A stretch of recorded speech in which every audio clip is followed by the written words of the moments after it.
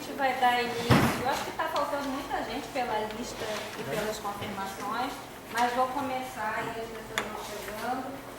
Dar início ao mini curso Insurgências Decoloniais Geopolítica do Conhecimento para outros mundos possíveis.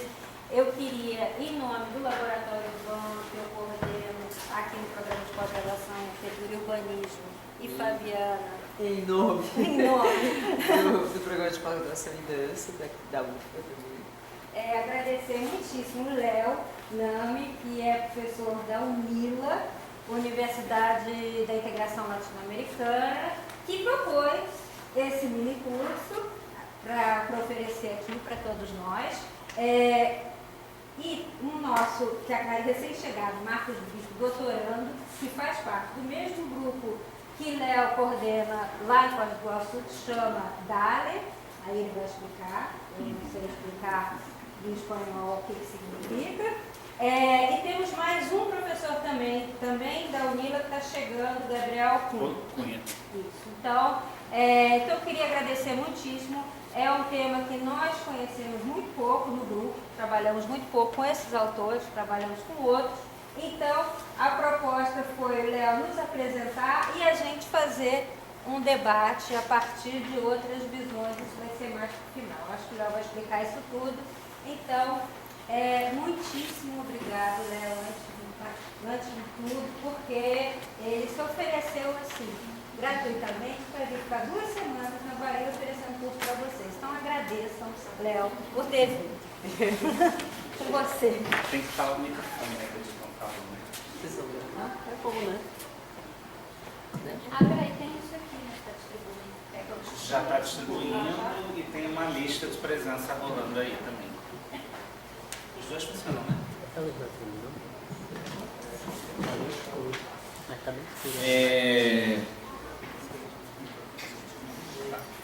Gente, boa noite, né? Queria também, em primeiro lugar, agradecer muitíssimo a Paola e a Fabiana por aceitarem e receberem e acolherem e darem passagem para esse curso, né?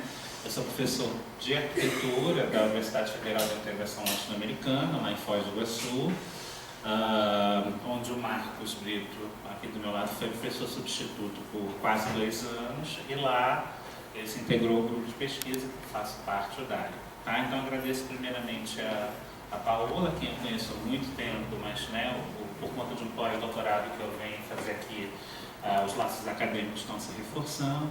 Fabiano, que conheci em março, e também me acolheu muito bem. E ao Dilton e ao Laboratório Urbano no geral, que tem ajudado a organizar esse curso, que está sendo muito prazeroso para a gente lá em Foz do Iguaçu organizar, né?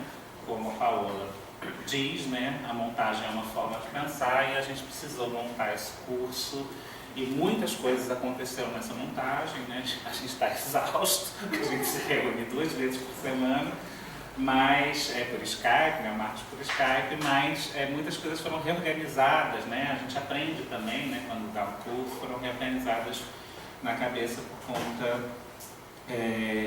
disso, tá? Então, muito obrigado por estarem aqui, muito obrigado pela abertura de oportunidade. E eu já considero, de certa forma, que isso é uma atividade do meu pós-doutorado que já está confirmado para setembro, né? 1º de setembro eu venho para cá, supervisionado pela Paola dentro do laboratório. Bem, algumas coisinhas, né? Está passando 2 folhas que parecem iguais, mas são diferentes. Uma é só porque a gente mudou alguns textos ao longo dessa semana, então só para vocês confirmarem os textos que estão para cada aula. As pastas foram passadas, a pasta dos textos foi passada por e-mail para vocês, né? Todos que estão aqui devem ter confirmado. E tem um segundo que a gente achou conveniente para vocês acompanharem, que tem o que a gente chamou de conteúdo, né? Mais ou menos a sinopse de cada uma das aulas para a gente ter um encadeamento desde o início do que vai ser o curso. Não vamos nos debruçar nisso para não perder tempo, mas deem uma olhada nesse material. Bem, também é importante dizer 2 coisas a respeito deste primeiro slide, tá? essa é não é o DALI inteiro, acho que você dizer, né? O DALI quer dizer decolonizar a América Latina e seus espaços, é o nome do grupo de pesquisa, que tem 3 linhas de pesquisa, e DALI é uma expressão em espanhol que quer dizer tipo legal, bacana, né? É uma interjeição que é utilizada frequentemente. Não sei se vocês sabem, a UNILA, onde eu estou, é uma universidade com uma missão gravada em lei, que é a integração latino-americana pelo conhecimento. Por lei, 50% das vagas são para estrangeiros latino-americanos, né? Não brasileiros da América Latina. Então, eu tenho um aluno haitiano, equatoriano, boliviano, venezuelano, colombiano, chileno, tudo misturado numa sala de aula, o que faz com que essa abordagem decolonial faça ainda mais sentido, né? Das pessoas do DAI participaram da organização desse curso, essas 5 pessoas, né? A Ana Carolina Rodrigues é nossa bolsista de extensão, uma aluna que está no 7º semestre do curso de arquitetura. O Gabriel, doutor em arquitetura, professor da área de tecnologia lá no curso. Eu, que sou o coordenador do grupo, né? Líder é a expressão do CNPq, da CAPES do CNPq, a gente geralmente usa coordenador. Marcos Brito, ex-UNILA, agora doutorando aqui na UFBA, e a professora Tereza, a única que não é da área de arquitetura, ela é historiadora, está no curso de Relações Internacionais e se aderiu ao grupo muito recentemente, e já pegou essa tarefa de ajudar a organizar o curso, né? Algumas informações importantes, incluindo o auto-bullying já adiantado, né? O curso vai ser ministrado pelo Gabriel, que chega dia 20, por mim e pelo Marcos, 3 homens brancos começando a dar aula sobre o decolonial no dia 13 de maio, na Bahia. A gente sabe que isto é um problema, tá? E um problema que se reforçou pelo fato de a Tereza não ter conseguido vir, né? Então, nós sabemos dos privilégios do homem branco, né? E nós sabemos que é politicamente problemático serem 3 homens brancos dando aula de um curso decolonial, mas nós sabemos também que nós, ao sabermos dos nossos privilégios e abraçarmos a teoria decolonial, a gente está fazendo o que está ao nosso alcance dentro da academia para não fingir que não temos privilégios, né? Então, nós sabemos de todos os nossos privilégios e estamos tentando epistemologicamente e academicamente e intelectualmente sair desse lugar da naturalização do privilégio, tá? A outra coisa importante falar sobre essas fotos é que elas vão se repetir ao longo da apresentação. Isso soa como narcisista, o Marcos tem ascendente em Leão, é um pouco isso mesmo.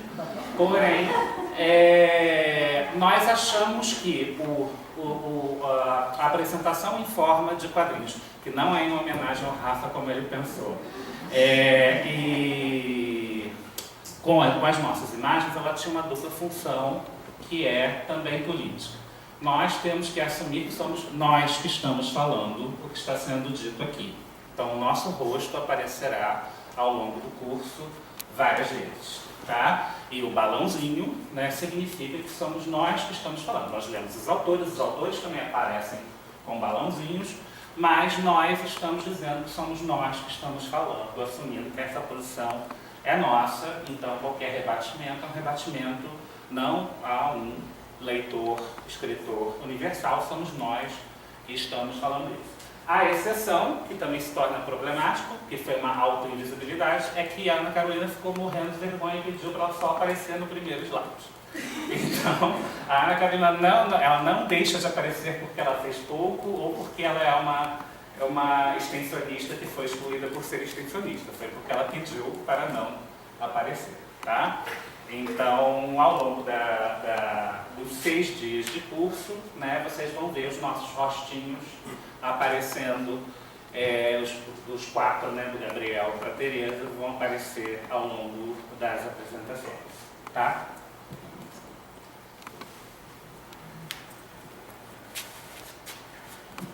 Eu queria começar, então, essa aula, antes de passar para o Léo, com algumas provocações para vocês, trazendo essa questão que a nossa colega Tereza pergunta sobre o que tem de errado nesse mapa construído em 1511. Alguém quer dar um chute? Nenhum? Bom,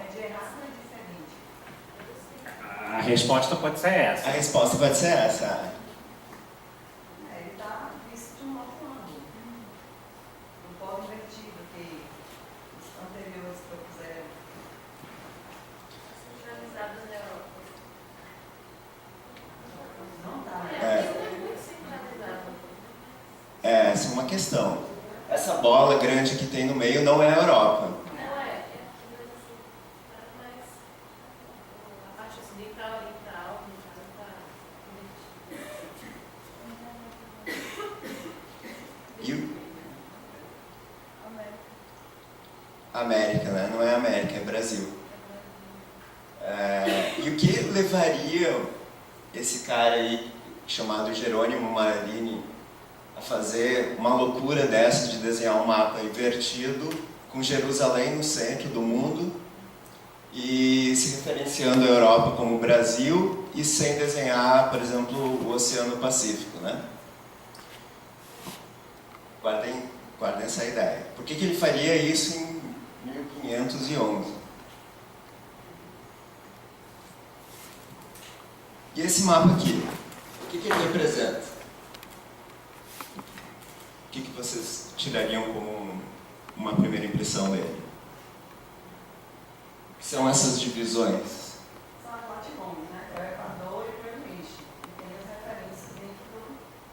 No caso do Greenwich, que realmente ele é aleatório, porque ele pode ser em qualquer lugar da porra do planeta, é referenciado na Europa. Né? E o que é o azul claro? É a diferença do dia e da noite, assim, não é? O que separa o meridiano? O que fica de um lado e o que fica do outro? Dia e noite. Achei poético. Mas é o Ocidente e Oriente, isso. Isso, Ocidente e Oriente, né? Essa é a ideia. E o que representa este mapa aqui? Esse ficou mais difícil, né?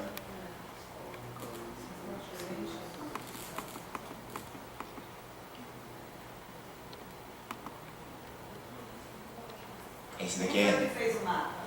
Pegamos na Wikipédia. Pegando essa aí. Rapaz, essa legenda tá Flórida, né?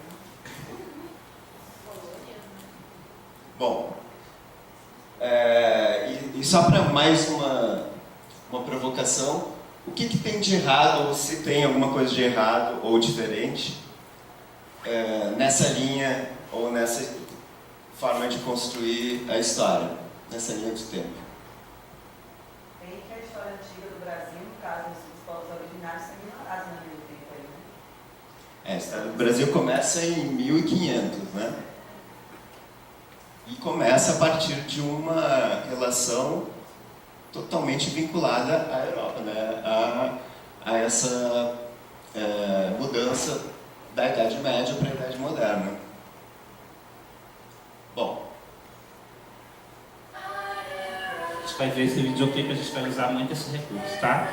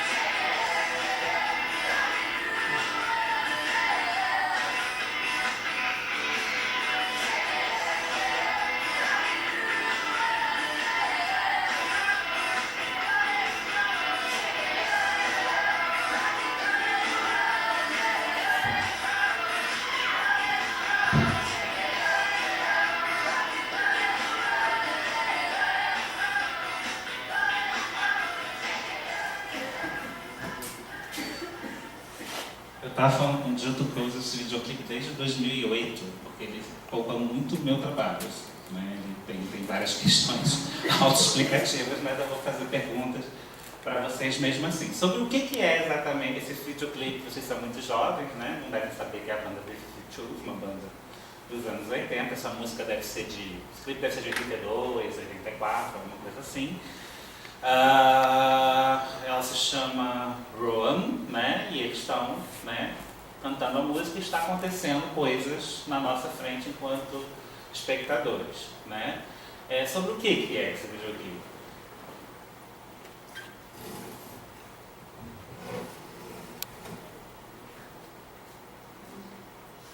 Vou começar a fazer que nem professor de verdade, começar a perguntar para as pessoas. Eu já falei tanto. Pois é. A nossa amiga está lá nos ajudando, tem que outras pessoas nos ajudarem. Né, Ramon? Como é? É o que? Sanitário? Oi? É o quê? Não, você já nos ajudou bastante, tem outras pessoas que ajudar também, né, Ramon? É por isso que eu tô Tem vários vídeos, né, de material de arquivo que eles estão usando da maneira como eles bem entendem, né? E o que é? Eu acho importante você ter começado com uma coisa que geralmente surge, eu preciso perguntar, né? Não é qualquer tipo de imagem que está sendo utilizada como pano de fundo, né? Existe um pano de fundo, existe um primeiro plano e um segundo plano, e a imagem que aparece no segundo plano é uma imagem de arquivo. Quais são as consequências de eu utilizar uma imagem que se entende, né, visualmente, pela textura, pela aparência de antiguidade?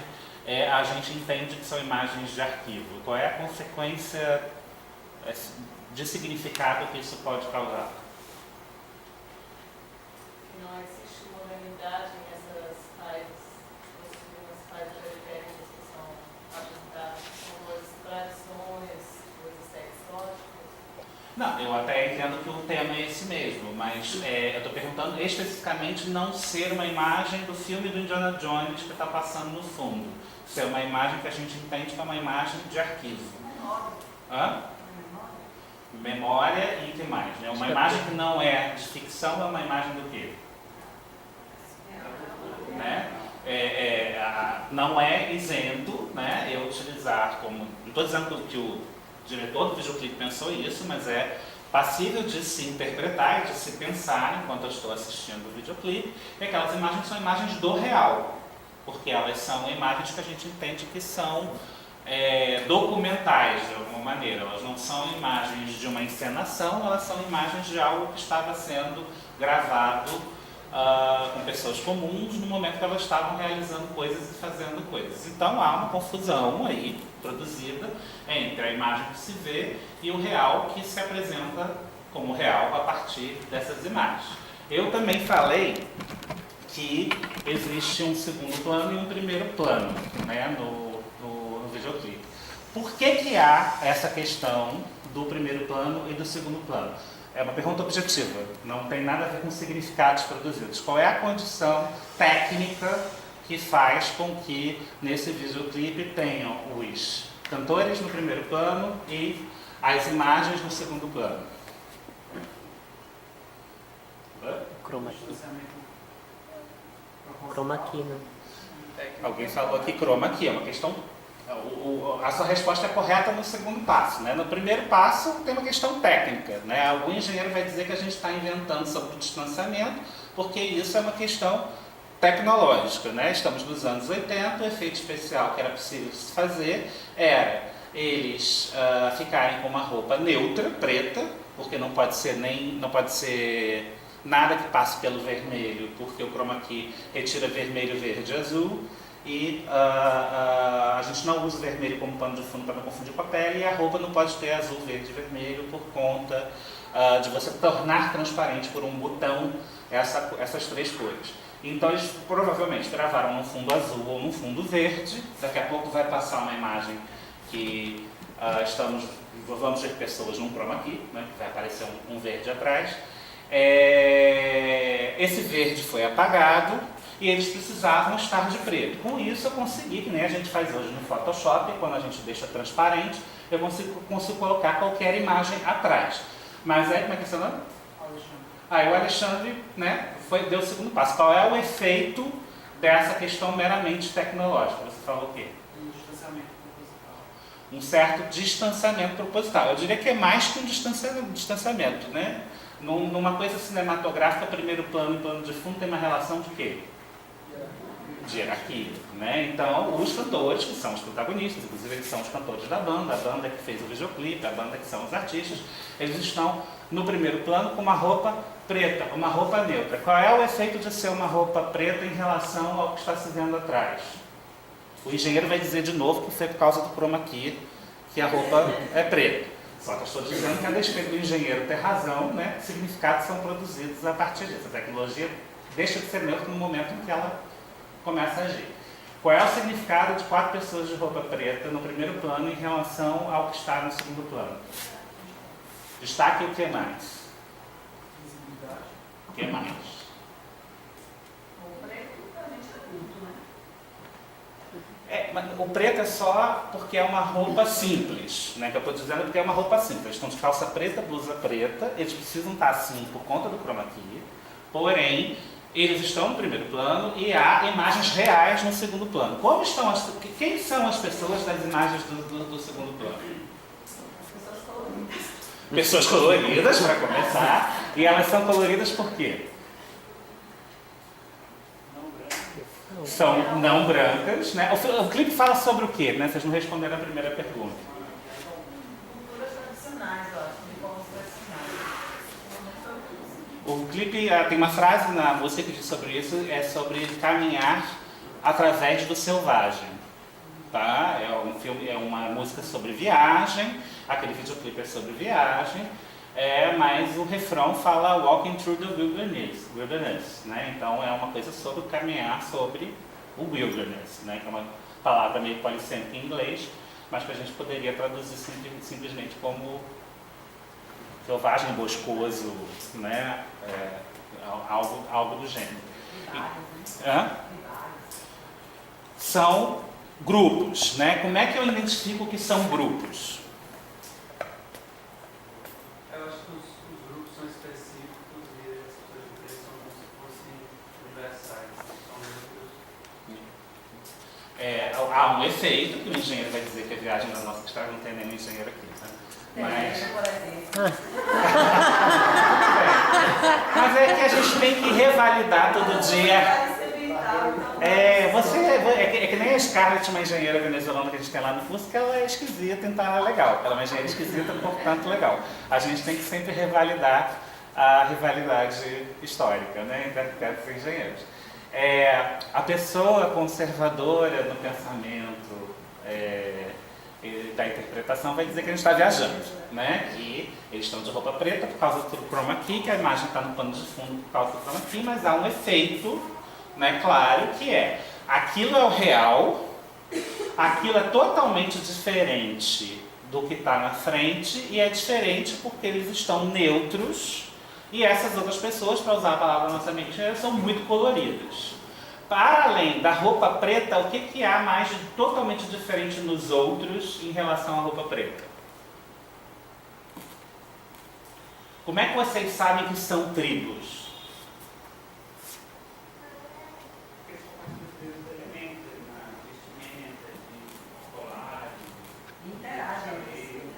Então há uma relação entre roupa preta e roupa que não é preta. Roupa preta neutra, universal, qualquer um usa, e uma roupa muito específica que identifica um grupo social. Alguém já falou aqui que esse grupo social não é qualquer grupo. Quando eventualmente aparece um grupo mais ligado à branquitude, sei lá, leste europeu, né? E geralmente o que aparece são indígenas, chineses, japoneses, orientais em geral, imagens de abacaxis, palmeiras, florestas, né? Camponeses, né? Não há ninguém que seja comparável a quem está no primeiro plano se apresentando como neutro, né? Quem está no primeiro plano tem uma identidade, na falta de outra palavra, que não se relaciona com nenhuma das outras identidades na falta de outra palavra no segundo plano. E como é que é a relação dessas pessoas que estão no primeiro plano com as pessoas que estão no segundo plano ao longo do videoclipe?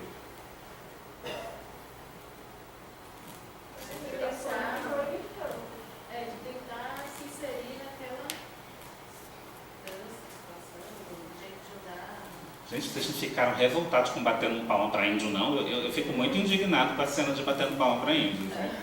Né? Batendo palma para o índio dançar, literalmente. Tá?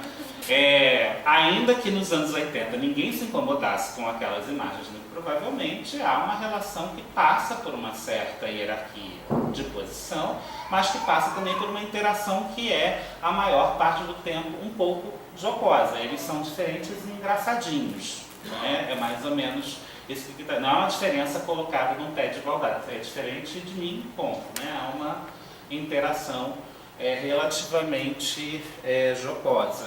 Né? Então a gente tem um videoclipe que, a partir de paisagens, vestimentas, cores, corpos, cria uma interação que estão no pano de fundo, corpos esses não brancos ou se brancos identificados com uma diferença em relação aos brancos que estão na frente, que são colocados como uma outra coisa.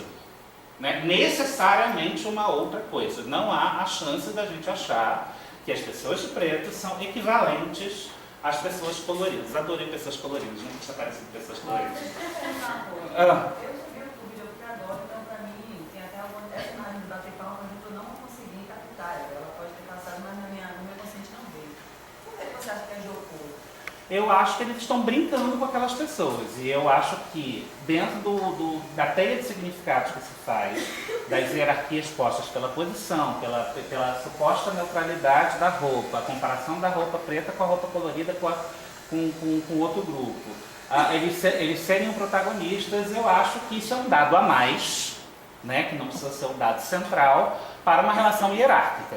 Né? A interação é mais um dado que me parece que bota uma relação hierárquica. Começa pela questão tecnológica, a questão tecnológica provoca o primeiro plano e o segundo plano, a roupa provoca uma diferença absolutamente distinta. Estamos dizendo que o que está atrás de mim é o real, porque é uma imagem de arquivo, não é o filme do Indiana Jones.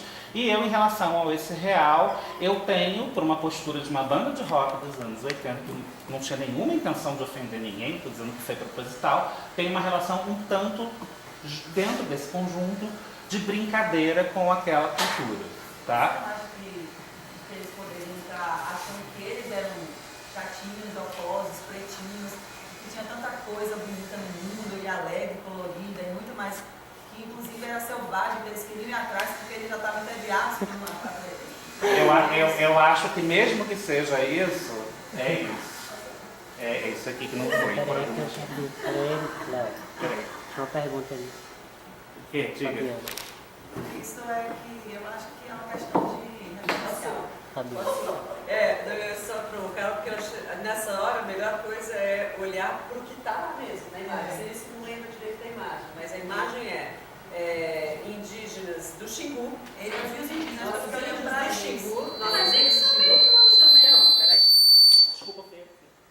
A imagem Eles que são americanos. a imagem que ele está São se tá norte-americanos. certo, mas a imagem que ele está se referindo. Colonizados. Peraí, a imagem que ele está se referindo. Não dá para são comparar. os índios do Xingu Naquele momento, dançando. não.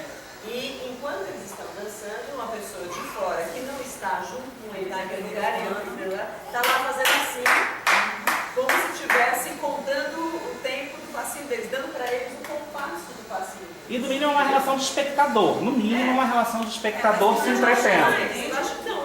Eu acho que é deboche, sim. Demonstra o deboche em que sentido? Porque você não vai nunca, a sua atitude de respeito àquilo não é demonstrar como se você estivesse conduzindo o passo daquela pessoa. Se fosse, você acha que é acompanhar? Me diga se você acompanharia. E é um ritual, gente. Aquela dança tem sentidos ritualísticos. Ou simpaticamente alguma coisa você acompanharia dessa maneira. Batendo palma? Não, batendo palma desta maneira. Eu não tô batendo palma porque eu tô aplaudindo. Batendo palma pro pano. Não. Ó, eu acho que só. Se você pegar todas as outras determinado- imagens, você vai ver também. A imagem do outro escalando, todas as outras imagens são imagens jogosas em sentido. São imitações mal feitas. São imitações. São pantomimas, tipo, né? palhaçadas. São palhaçadas. Macaquices. É um outro.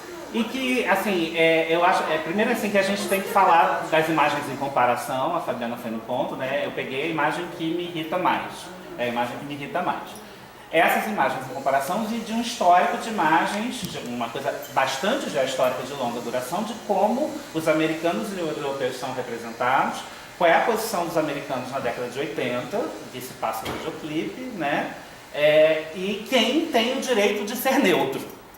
Quem tem o direito de não parecer engraçado historicamente, né? Quem tem o direito de ser um ente comparativo. Quem tem o direito de ser universal. Quem tem o direito de cantar, de falar, de ter um discurso. E de falar sobre o outro da maneira que lhe convém, né? Agora, eu acho que existe uma pedagogia pelas imagens. É a estratégia do nosso curso a gente apresentar imagens a todo momento que vão fazer que determinados significados se repetem e outros significados não se repetem, tá? Nossa opinião é que, pegando o exemplo do indígena, que vai ter um papel central, porque a teoria decolonial é centrada no indígena, a imagem do indígena, geohistoricamente, não é uma imagem celebrada na maior parte das vezes. E quando celebrada, a gente sabe, né? A gente tem o romantismo brasileiro, é celebrado numa chave do bom selvagem, que também é complicado, né?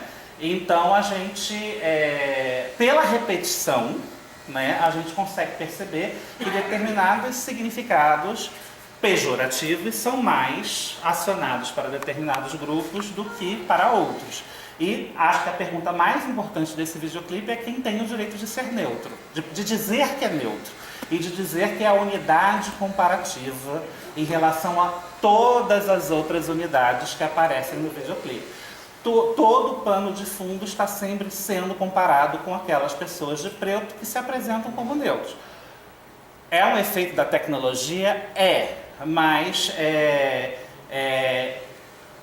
parte de uma construção de um consenso cotidiano sobre o que significam esses corpos, né? É uma gotinha no oceano da construção cotidiana do consenso sobre o que significa cada um desses corpos, tá? E a gente tem hoje a aula para dizer o que a gente acha que é isso.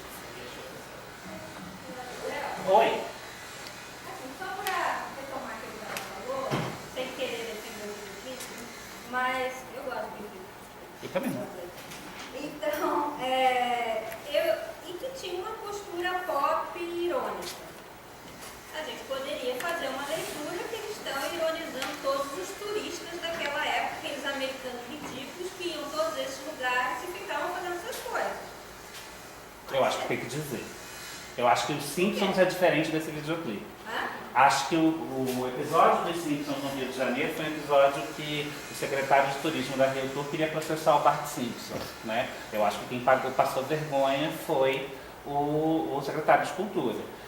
Existe um histórico de uma série de quase 20 anos que a gente sabe que qualquer discurso proferido pela série Os Simpsons é um discurso satírico que tende a dizer que os americanos são ridículos, né? Então, portanto, no histórico da própria narrativa do universo Os Simpsons,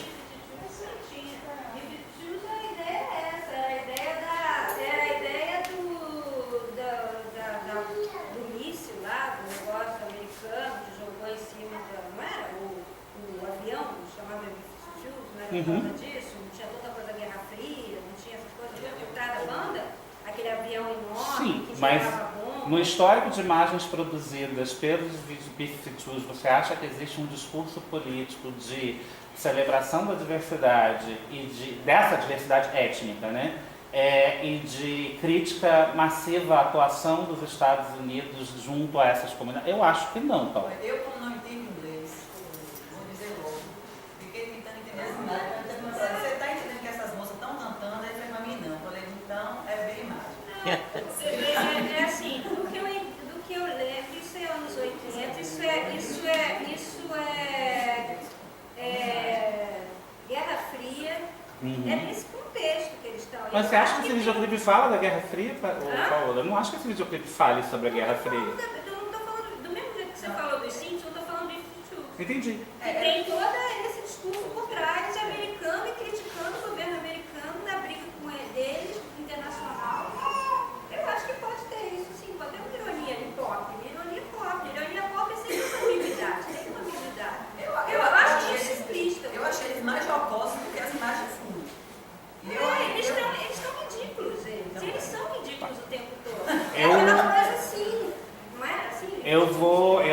pedir um pouco de paciência que esse videoclipe vai reaparecer em outros contextos, não inteiro, né? Em comparação com outras imagens. Nossa intenção é falar da repetição, né? Eu acho que a repetição nunca é um dado inócuo, né? Quais são os significados que sempre se repetem? Quem tem, as minhas perguntas são essas. Quem tem o direito de se apresentar como neutro? Quem tem o direito de falar sobre o outro? Né? O direito garantido. Claro que eu posso falar sobre quem eu quiser, mas quem tem o direito previamente concedido de se apresentar como o neutro, aquele que se compara, quem tem o privilégio. Obrigado por me lembrar essa palavra. Quem tem o privilégio garantido de falar pelo outro, dizer o que o outro é, esse outro sempre em comparação a si, e o si é neutro. Né? Não me parecem que são os indígenas. Não me parecem que são os africanos desse videoclipe. Não me parece que são os camponeses. Não me parece que são os orientais. Me parecem que são aquelas pessoas brancas do primeiro plano que sempre têm esse direito garantido. Tá? E eu não estou falando de identidade, isso é aula de quarta-feira. Eu tive que usar a palavra identidade aqui. Eu estou falando de raça. Mas isso é quarta-feira.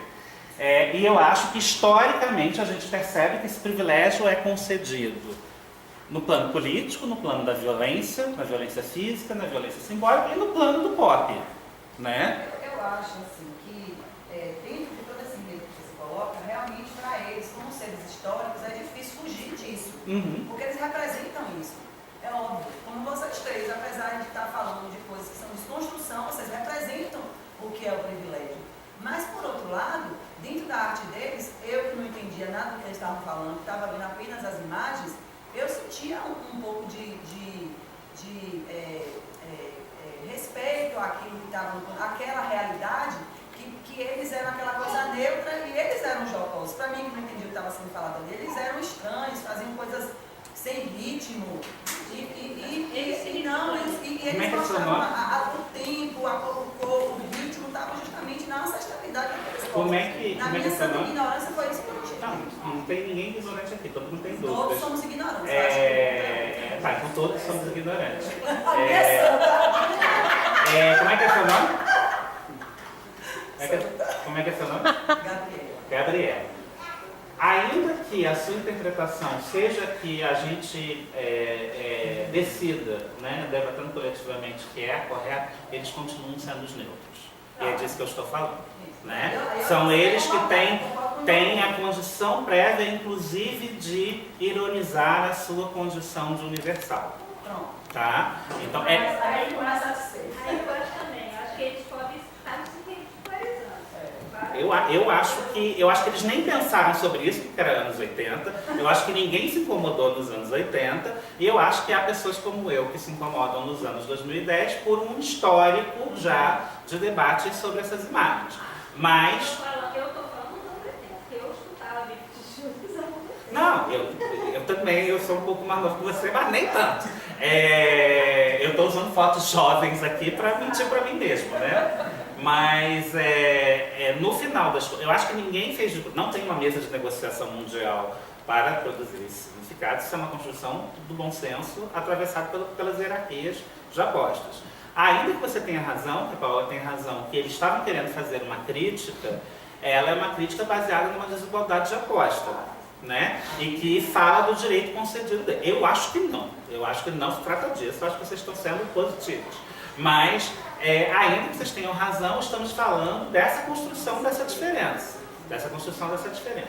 Tá. Ótimo. Bom, e aí, o que a gente tem de comum que se repete nessas imagens, nesse mapa, nesse videoclipe? O nome disso é eurocentrismo.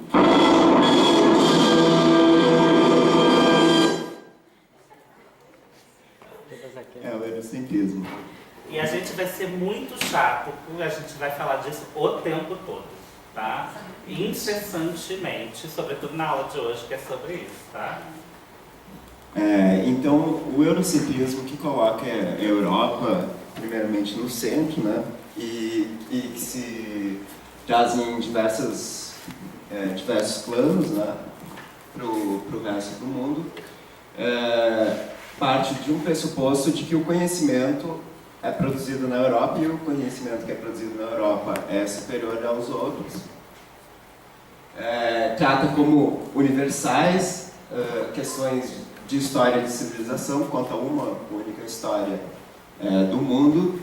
E aí tem uma frase que descreve bem, e aí eu vou pedir para que vocês anotem essa frase e que guardem no caderninho e olhem todos os dias até o final do curso. Se ela não faz sentido agora, ela vai fazer muito mais, que é: o eurocentrismo organiza a linguagem do dia a dia em hierarquias binárias, que implicitamente fortalecem a Europa, favorecem a Europa. Nessas nações, as tribos deles, nossas nações, as tribos deles, nossas religiões são as superstições deles, nossa cultura é o folclore deles, nossa arte, o artesanato deles, nossas manifestações, o tumulto deles, nossa defesa, o terrorismo deles.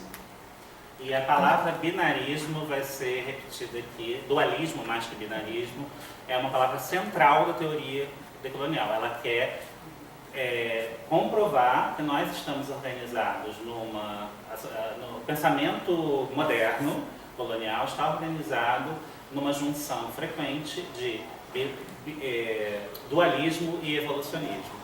Aqueles indígenas são outra coisa que não é quem está no primeiro plano, inexoravelmente, e ao mesmo tempo é dito que para aqueles indígenas, historicamente, que eles têm que pegar um caminho para ser aquelas pessoas que estão ali na frente. Então, dualismo e evolucionismo se combinam.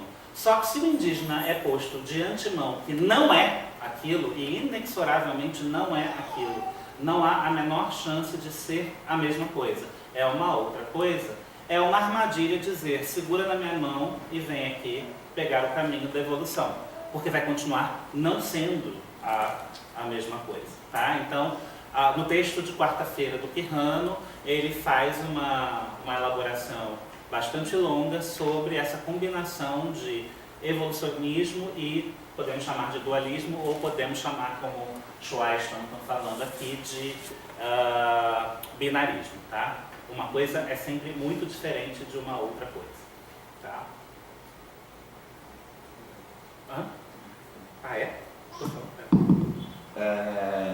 Bom, e aí que a gente traz novamente aquelas imagens que eu trouxe no início para falar sobre o mapa que coloca essa inversão do que é para baixo a Europa e a África em cima. E a própria palavra em português superior e inferior, ela tem uma conotação de quem está em cima e quem está embaixo. Então não pode ter a Europa embaixo se ela quer vender uma imagem como superior, né? Esse mapa aqui, que traz bem a relação entre Ocidente e Oriente, aparentemente pela linha do meridiano de Greenwich, só que coloca que é Ocidente de um lado e Oriente do outro. Apesar disso, se vocês forem ver, a Alemanha, que é considerada Ocidente, está no lado de cá, né? A Roma e Grécia, nesta primeira interpretação de Ocidente, estão fora do Ocidente. Né? Isso aí é uma coisa geográfica, né? Astronômica, mais do que geográfica, é astronômica. É uma linha do planeta Terra. Mas nós costumamos usar a palavra Ocidente também para se referir ao hemisfério ocidental. Na interpretação do hemisfério ocidental, Roma e Grécia, que são supostamente a origem do Ocidente, estão de fora do Ocidente. Tá? E a gente vai ver hoje ainda, porque a Grécia era o Oriente Sim, mas a Grécia era o Oriente. Eles fazem parte do Ocidente, porque eles são berço da cultura ocidental, mas geograficamente, por Greenwich, eles estão ao Oriente. Só que o que a gente está querendo dizer é que essas construções elas variam e elas são acionadas de acordo com o contexto que vale a pena ser acionado. E no caso do Império Greco-Romano, né, da civilização greco-romana, a Grécia era chamada de Oriente, tá? Por uma questão de posicionamento mesmo em relação ao que hoje é a Europa Europa Ocidental. Tá? E aí que a gente vai para o outro mapa, que também se refere ao que é Ocidente, ao que é considerado Ocidente. E aí já não tem mais relação com aquela linha divisória. Exatamente. Mas a América do Sul é considerada Ocidente? Num processo de colonização, sim. Agora, eu concordo com você que ela vai ser colocada como Oriente em determinada situação. Propriamente seria como... Ou outra coisa que o Ocidente estaria entre Europa, Estados Unidos, Canadá... Esse mapa é um mapa da colonização europeia, no final das contas. Embora a gente tenha buscado ele na Wikipédia e ele se dizia que era o mapa do Ocidente, este mapa é um mapa da presença branca da colonização no mundo, mais ou menos, né? E tudo que aonde há uma massiva expressão da branquitude, inclusive na África do Sul, é posto como o Ocidente neste mapa de Wikipédia e Wikipédia de propósito, né? Para ser informação que todo mundo acessa. Que é diferente do mesmo mapa que na mesma Wikipédia foi chamado de Ocidente, porque era o Ocidente astronômico. Né?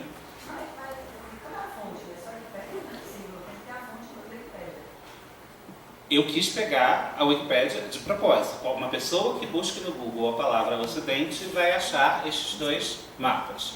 E eu estou usando informações, nós estamos aqui usando informações do senso comum, né? Um videoclipe, o mapa que eu acho na Wikipédia, mostram que, eu acho que o Ocidente naquele videoclipe são as pessoas de preto. O Ocidente naquele videoclipe são as pessoas de preto, o Ocidente no mapa anterior é o hemisfério ocidental, astronômico, imposto, claramente imposto, isso aqui também é imposto, mas claramente imposto porque é uma linha imaginária. O Ocidente nesse terceiro mapa, nessa terceira imagem, é o Ocidente colonizador, né? Então, portanto, essa ideia de que o Ocidente e o Oriente é móvel, né? Ela não é uma ideia fixa e não é regida por um fator apenas. Né? Só que nesse Ocidente, a Europa sempre está no Ocidente, né? A Europa e os representantes da branquitude, no caso dos os herdeiros da segunda fase de poder, saídos do colonialismo, entrando no imperialismo e depois na globalização, os herdeiros de uma tradição de dominação estão lá representados também como o Ocidente. E esse Ocidente sempre é o referente melhor. Isso eu também acho que todo mundo vai entender que não acho que dá para dizer que se está dizendo que aqueles indígenas são iguais, aqueles africanos são iguais e que muito menos eles têm uma cultura superior, né? A referência colocada como neutra é sempre o parâmetro de comparação, tá? Em todas essas imagens que estamos dizendo aqui. Tá? O nome disso é Eurocentrismo.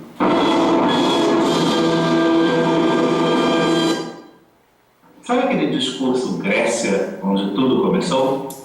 Gregos, romanos, são todos humanos. Aliás, toda boa arquitetura se inventou em Grécia e Roma, não é mesmo? Dórica, jônica, coríntia, coríntia.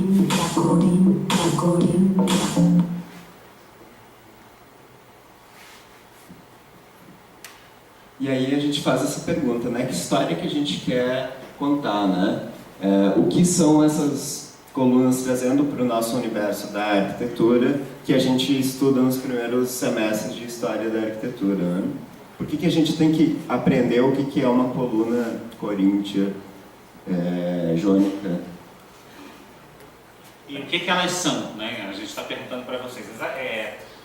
Esses desenhos dizem respeito a ordens arquitetônicas que organizaram, né, toda a história, ao menos ocidental, da arquitetura, que foi sempre posta em comparação com as outras histórias de outros lugares. Tá? E aí a pergunta objetiva para vocês é: o que são esses desenhos e baseados em quê?